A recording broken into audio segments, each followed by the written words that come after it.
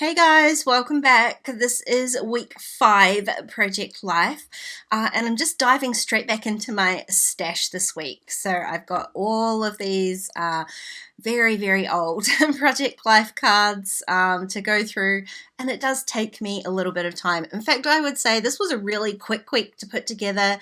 I kept things really simple, but choosing these cards still took at least half of the time.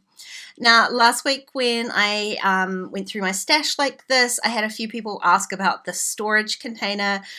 It's just a sort of clear plastic storage container that I found at my local hardware store, I think around about the middle of last year. It's not perfect. It doesn't have slots for the 3x4s, so I've just got 2 stacks of them sat in a row there. So they do kind of, jumble together if you're not careful. It's not perfect, but it works for me. It's the best that I've got. It's much better than my shoebox solution, which I've had for like the last 10 years. So I'm calling it a success. I will leave a link for you in the description box, but that's really only relevant if you're here in New Zealand.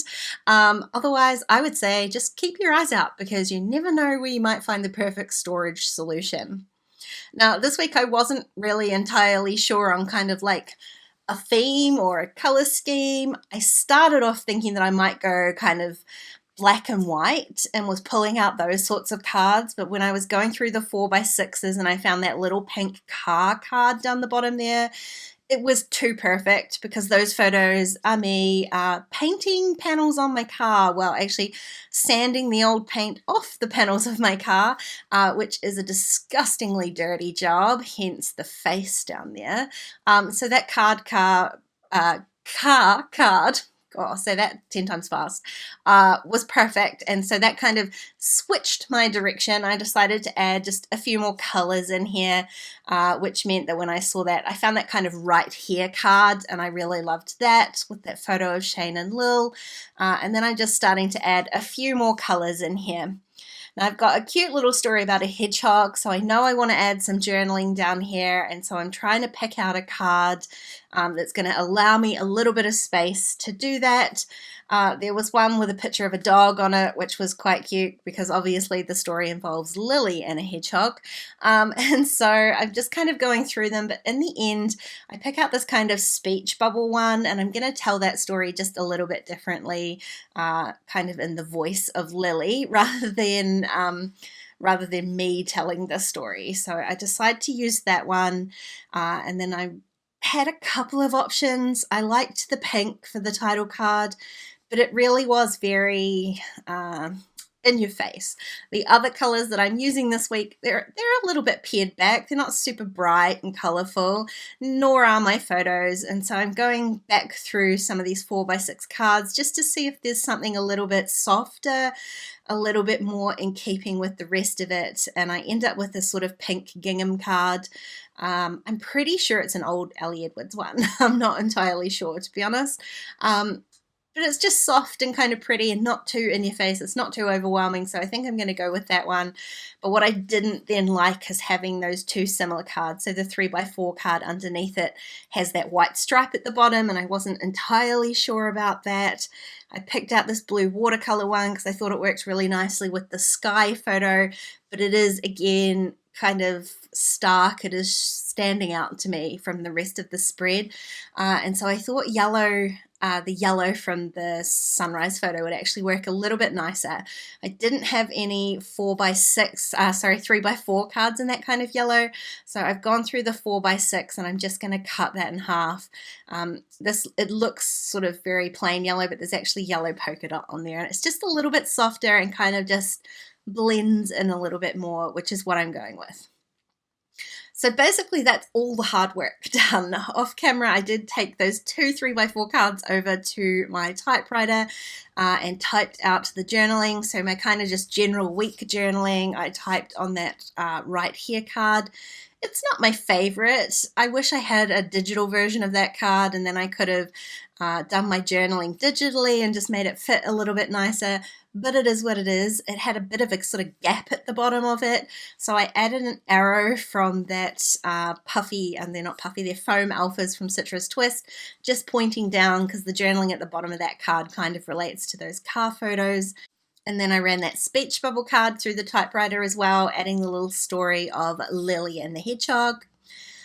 Then I grabbed out this new stamp set. This is the 6x8 storytelling stamp set from Citrus Twist, and I'm going to go a little bit stamp happy.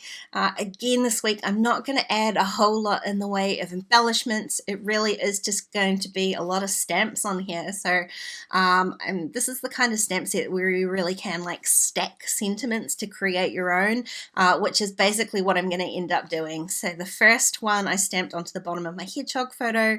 It says a sweet story. This is the first time I've used this stamp set, so it does take me a while to sort of go through all the stamps and decide what I'm going to use where. And some of the stamps, obviously I'm stamping directly onto my photos. I'm just using Memento Tuxedo black ink for that. And I am going to stamp up on that top 4x6 photo in the darker portion of the photo. And so obviously black's not going to work on that. So I'm going to use my Brilliance Moonlight white ink for that. It definitely is my favorite white ink for stamping on photos. Find it super opaque. It does have a tiny little metallic to it, but you really don't notice it when you're stamping on photos like that. So this card here is another one where I'm stacking sentiments. This time I'm stamping onto the card rather than the photo. And then I've got one, like there's a couple of photos on there that I haven't really added a stamp to. I don't really feel like I need to, so I'm just going to move on to my title card. I'm going to use this same black foam alphas again and just use the alphas to spell out week. There are numbers on this alpha set, which I do love. But it's kind of a really plain title card and then very small font for the title. I just felt like it needed a little bit of something, and so I decided to use those number stamps to put the week number on there. And you can see me here.